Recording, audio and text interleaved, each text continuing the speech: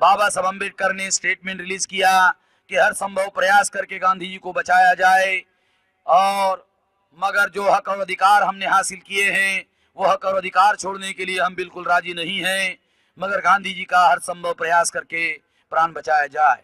इतने में ही गांधी जी की हालत खराब हुई और सरदार वल्लभ भाई पटेल गांधी जी को मिलने के लिए एरवड़ा जेल में आए। जब गांधी जी को मिलने के लिए एरवड़ा जेल में गांधी जी सरदार पटेल आए तो उस समय केवल 3 लोग थे। सरदार पटेल ने गांधी जी को कहा, गांधी जी, स्वर्ण हिंदू और अछूतों के बीच में आपने अपने आप को सैंडविच क्यों बनाया? देश आजाद होने वाला है और सत्ता तुम लोगों को मिलने वाली है। ऐसे स्थिति में अगर इन लोगों के सच्चे प्रतिनिधि संसद पर चुनकर जाने लगे तो संसद में ये लोग तुम्हारी सरकार चलने नहीं देंगे। इतना ही नहीं, बल्कि जब मुसलमानों के रियल रिप्रेजेंटेटिव चुनकर आएंगे और अछूतों के भी आएंगे तो ये प्रतिनिधि इतने रियल रहेंगे कि वो स्वर्ण हिंदुओं के लिए जान का खतरा पैदा कर सकते हैं। इसलिए मुसलमान और अछूत गुंडे, उन्होंने रिप्रेजेंटेटिव को गुंडे शब्द इस्तेमाल किया, मुसलमान और अछूत गुंडे, इन लोगों से स्वर्ण हिंदुओं को बचाना जरूरी है। और स्वर्ण हिंदुओं को बचाने के लिए मैं जान की बाजी लगा के बैठा हुआ हूं। आप समझने की कोशिश करो, गांधी जी ने उस सीक्रेट वार्तालाप में जो बात कही, पब्लिक मीटिंग में वो कुछ और कहते थे। पब्लिक मीटिंग में कहते थे राष्ट्र के लिए खतरा है, और प्राइवेट में कहा स्वर्ण हिंदुओं के लिए खतरा है, इनको रिप्रेजेंटेशन नहीं दिया जा सकता है, सही रिप्रेजेंटेशन हो जाएगा, ये बात वो कह रहे थे। ये बात हमको कैसे मालूम हुआ? क्योंकि उस समय तो हम नहीं थे। हमको कैसे मालूम हुआ? क्योंकि उस समय केवल 3 आदमी थे, गांधी जी, सरदार पटेल और महादेव भाई देसाई, जो उनके प्राइवेट सेक्रेटरी थे। जब दोनों में वार्ता चल रही थी तो महादेव भाई देसाई डायरी में लिख रहे थे। अब गांधी जी नहीं है, सरदार पटेल नहीं है, महादेव भाई देसाई नहीं है, मगर महादेव भाई देसाई की डायरी है।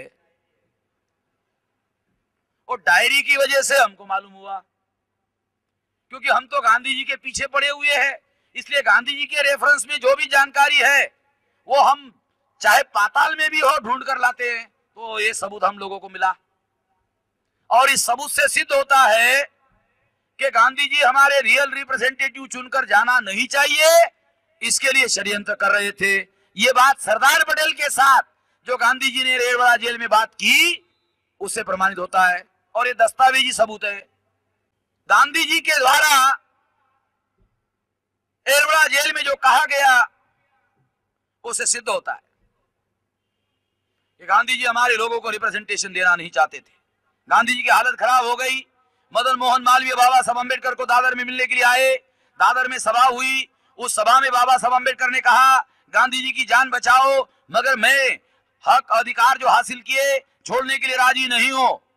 अगर आपको अच्छा नहीं लगता है तो ये सामने जो इलेक्ट्रिक का पोल देख रहे हो उस पर मुझे फांसी पर लटका दो, मगर मैं ये हक अधिकार छोड़ने के लिए बिल्कुल राजी नहीं हूं। कांग्रेस के लोगों ने, गांधी जी ने सोचा था कि अगर मैं उपवास करूंगा तो ऐसी आंधी बहेगी, ऐसी आंधी बहेगी, ऐसी आंधी बहेगी कि मैं इस आंधी में गांधी जी अम्बेडकर उड़कर चले जाएंगे, मगर ऐसा नहीं हुआ। इसलिए गांधी जी के द्वारा, कांग्रेस के द्वारा दूसरी योजना बनाई गई। बाबा साहब अम्बेडकर को हत्या की धमकी देने वाले लेटर लिखे गए, मगर उसका भी परिणाम नहीं हुआ। तो कांग्रेस के लोगों ने परिस्थिति रिव्यू की, समीक्षा की। समीक्षा करने के बाद कांग्रेस के लोगों ने गांव में रहने वाले हमारे लोगों के घर जलाने का प्लान बनाया। जब उन्होंने घर जलाने का प्लान बनाया, कानपुर के देहात में घर जलाए गए, वाराणसी के देहात में घर जलाए गए, पटना के देहात में घर जलाए गए। तो बाबा साहब अम्बेडकर को समझ में आया कि अगर गांव के हमारे लोगों के घर जलाए जाते हैं तो हमारे निराश्रित लोग, हेल्पलेस लोग, उनका सत्यानाश हो जाएगा। और इस तरह से षड्यंत्र करके बाबा साहब अम्बेडकर को पूना पैक्ट पर साइन करने के लिए मजबूर किया गया। और बाबा साहब अम्बेडकर ने 24 सितंबर 1932 को पूना पैक्ट पर साइन किया। और अगर पूना पैक्ट ना होता तो साथियों, हमारे रियल रिप्रेजेंटेटिव चुनकर आते,